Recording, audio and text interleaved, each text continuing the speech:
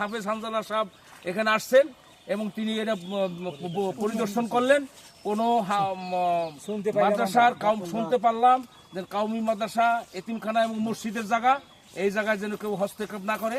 হ্যাঁ, এটা মাদ্রাসা মসজিদের জায়গা, এখানে কেউ হস্তক্ষেপ করতে পারবে না। যদি হস্তক্ষেপ করতে হয় তার সাথে আলাপ করতে হবে, আকরাম মৌলানা সাহেবের সাথে আলাপ করতে হবে, এরপর কি না কি তারপরে এখানে যেন তারা আসে। এছাড়া অন্যথায় যদি আসে তাহলে তার সমুচিত জবাব দেওয়া হবে ইনশাআল্লাহ। জায়গার ঠিকানা বলে একটু শুরু করে এই জায়গা একটু ওই জায়গা একটু মাদ্রাসা ঘরে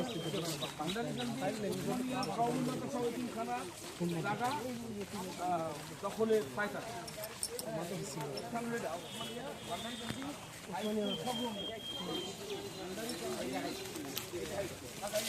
একদল স্বার্থের বেশি লোক ঘরে ঘরে দাঁড়াও। এখনই দাও, এখনো বয়ান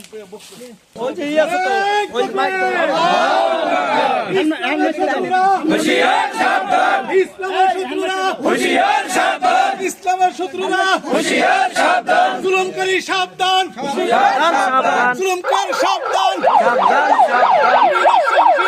সাবধান, ভূমিদস্যু হুঁশিয়ার।